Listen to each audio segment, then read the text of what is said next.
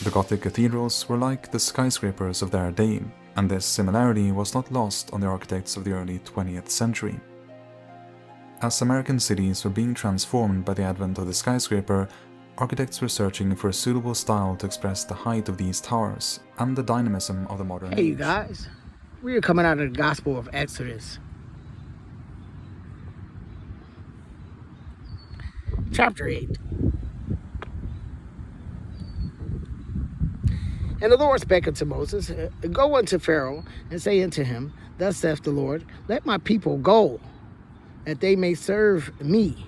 And if thou refuse to let them go, behold, I will smite all thy borders with frogs, and the river shall bring forth frogs abundantly, which shall go up and come into thine house, and into thy bedchamber, and upon thy bed, and into the house of thy servants, and upon thy people, and into thine ovens, and into thy kneading troughs.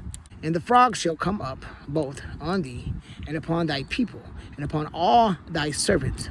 And the Lord spake unto Moses, Say unto Aaron, Stretch forth thine hand with thy rod over the streams of the rivers, and over the ponds, and cause frogs to come out upon the land of Egypt. And Aaron stretched out his hand over the waters of Egypt, and the frogs came out and covered the land of Egypt. And the Egyptians did so with their enchantments, and brought up frogs upon the land of Egypt. Then Pharaoh called for Moses and Aaron, and said, Entreat the Lord, that he may take away the frogs from me, and from my people, and I will let the people go, that they may do sacrifice unto the Lord. And Moses said unto Pharaoh, Glory over me, when shall I entreat for thee, and for thy servants, and for thy people, to destroy the frogs from thee and thy houses, that they may remain in the river only? And he said, Tomorrow. And he said, Be it according to thy word, that thou mayest know that there is none like unto the Lord our God. And the frogs shall depart from thee, and from thy houses, and from thy servants, and from thy people. They shall remain in the river only. And Moses and Aaron went out from Pharaoh, and Moses cried unto the Lord because of the frogs which he had brought against Pharaoh. And the Lord did according to the word of Moses, and the frogs died out of the houses, out of the villages, and out of the fields. And they gathered them together upon heaps, and the land stank. But when Pharaoh saw that there was respite, he hardened his heart, and hardened not unto them, as the Lord had said. And the Lord said unto Moses, Say unto Aaron, Stretch out thy rod, and smite the dust of the land, that it may become lice throughout all the land of Egypt. And they did so. For Aaron stretched out his hand with his rod, and smote the dust of the earth, and it became lice in man and in beast. All the dust of the land became lice throughout all the land of Egypt. And the Egyptians did so with their enchantments to bring forth lice, but they could not. So there were lice upon man and upon beast. Then the magician said unto Pharaoh, This is the finger of God. And Pharaoh's heart was hardened, and he hearkened not unto them, as the Lord had said. And the Lord said unto Moses, Rise up early in the morning, and stand before Pharaoh. Lo, he cometh forth to the water. And say unto him, Thus says the Lord, Let my people go, that they may serve me.